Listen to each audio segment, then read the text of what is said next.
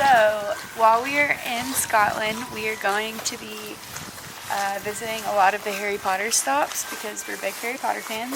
And the first thing that we're going to go see right now is Thomas Riddle's grave, which J.K. Rowling basically was in this graveyard and was looking at the names on some of the tombstones and saw the name Thomas Riddle, and that is how she came up with the name for He Who Must Not Be Named.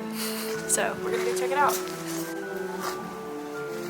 Okay, so it's a little confusing when you get in here to find the Thomas Riddle tombstone. So if you're looking for it, what you're gonna do is you're gonna go through the Flodden wall arch, which is the big arched thing. You're gonna go out it and turn right immediately, go all the way down till you get to the end, turn right, and then you're gonna come in this little area where you have to kind of go behind the main little walkway to find it. So a little confusing, but Flodden arch, hang a right, all the way down, hang another right, go around until you see it, and it's these two side by side.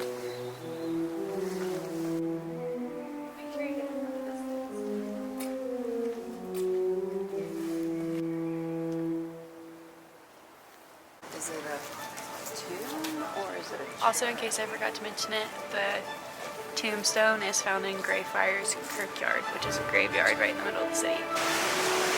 So apparently Potter, Moody, McGonagall, guys, I don't know how to pronounce that. Do you? Give it a shot. Scrimagore. I don't recognize that name from the books. So, you're not if a you true know who Harry it Potter is, fan. well, I only read like the third book 4. Somebody correct me in the comments, like you guys did when we were in Finland.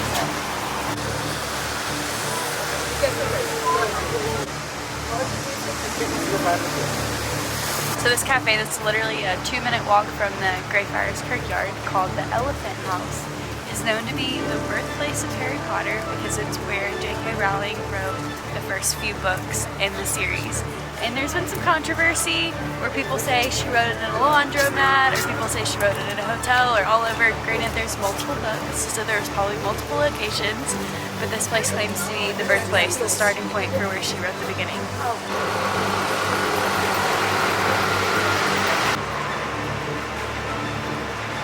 So the reason we're not able to go inside and show you the Elephant House is because due to a devastating fire, I'll get a shot of it, on August 24th, the Elephant House will remain closed until further notice.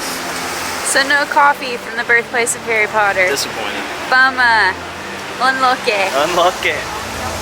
So we're about to go down Victoria Street, which a lot of people speculate was J.K. Rowling's inspiration for Diagon Alley. I know, again, there's a lot of debate about what really was her main inspiration for Diagon Alley, and because she spent so much time here writing her books, this is what a lot of people claim as her inspiration.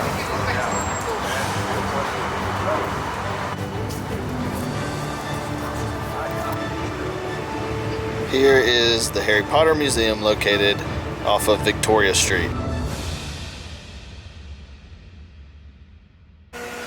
So we're getting coffee at this place called Black Sheep Coffee this morning, and we realized right outside the window is the Balmoral Hotel, which is where J.K. Rowling stayed when she wrote the final book of the Harry Potter series, The Deathly Hallows. Pretty cool.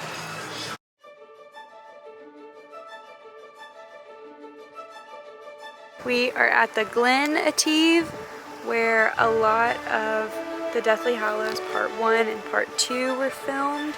I know the scene where they pitch a tent, Harry, Ron, and Hermione pitch a tent when they're hiding out, is filmed here. We don't know the exact location. Maybe it's that tent.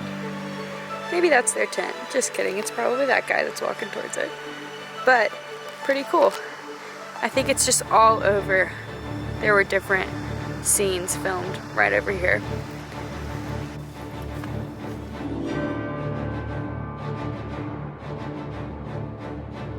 So we are headed towards the viewpoint of the Glenfinnan Viaduct.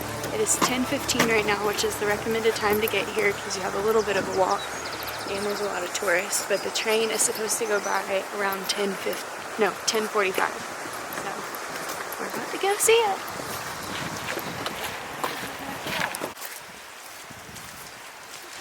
Okay, this is our next Harry Potter stop on our tour. This is the Glenfinnan Viaduct, which you may recognize as the Hogwarts train that Harry, Ron, Hermione, and all the Hogwarts students take to get to the school. So it's about to come in like 3 minutes. We're going to see it drive by.